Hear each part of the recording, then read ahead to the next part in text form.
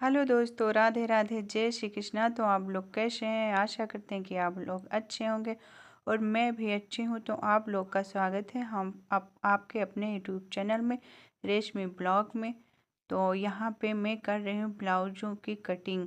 और आप लोग बताइए कि किस किस के साथ ऐसा होता है कि जो अर्जेंट ब्लाउज आते हैं उनको हम लोग सिल के देते रहते हैं और जो ब्लाउज रखा रहता है वो रखा ही रह जाता है। आज मेरे साथ भी कुछ ऐसा हुआ। एक दीदी ने ब्लाउज देकर गई थी, वो भी ऊनी ब्लाउज था। कब का दे के गई थी मेरे को सिलने के लिए, और तब से मैंने ना जाने कितने ब्लाउज, अर्जेंट ब्लाउज मैंने सिल के दे दिया और इन दीदी का ब्लाउज रखा ही रह गया और मुझे याद भी नहीं रहा। तो दीदी ने व्हाट्सएप पे मैसेज डाला, अरे भाभी मेरा ब्लाउज आपने सिल दिया। फिर मुझे याद आया, मैंने कहा नहीं दीदी, मैंने तो अभी आपका ब्लाउज नहीं सिला है। वो बोली, अरे दीदी मैंने सर्दी से पहले ही आपके यहाँ ब्लाउज रख कर आई थी और अब तो सर्दी भी शुरू हो गई और आपने अभी मेरा ब्लाउज नहीं सिला। मैंने कहा सॉरी दीदी, मैं अब आपका ब्लाउज आज ही सिल के कंप्लीट करूँगी, कल आप आके ले लेना।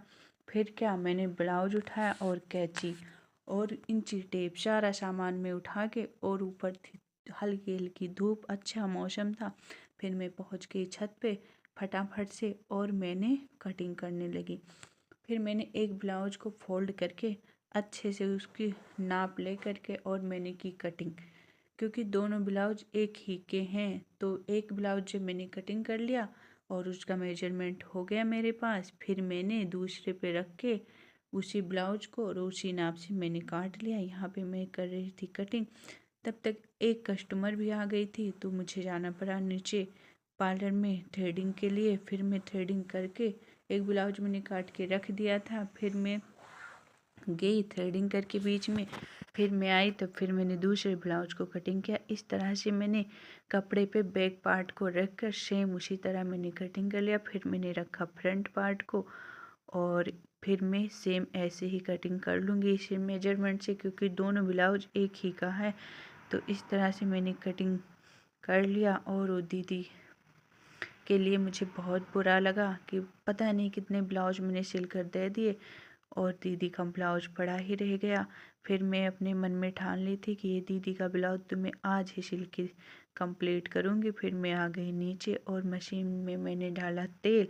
तेल डालने के बाद मैंने मशीन को अच्छे से साफ़ किया, क्योंकि ये मेरी रेगुलर ड्यूटी है कि मैं जब भी सिलाई करती हूँ उसके थोड़ी देर पहले मशीन में तेल डालती हूँ और मशीन की अच्छे से साफ़ सफाई करके फिर मैंने मशीन को किया प्रणाम कि मेरी कमाई में आप बरकत करो और बरकत करती रहो। फिर मैंने दोनों ब्लाउजों को रखा, पहले मैंने ग्रीन वाले को सिलना शुरू किया। फिर फटाफट से मैंने ग्रीन वाले को डॉट लगाया, ग्रीन वाले ब्लाउज में कंधा जोड़ा, पाइपिंग बनाया और फिर आई बाजू की बारी तो मैंने आस्तीन भी लगाई और फटाफट से मैंने ग्रीन वाला सिल के तैयार कर दिया। बीच बीच में मुझे उठना भी पड़ रहा था क्योंकि थ्रेडिंग के भी कस्टमर आ रहे थे, तो इसलिए मुझे सिलना थोड़ा सा मुश्किल हो रहा था। लेकिन मुझे उन दीदी के लिए बुरा भी बहुत लग रहा था, तो मैं सोची कि आज के आज ही इसको मैं कंप्लीट करूँगी।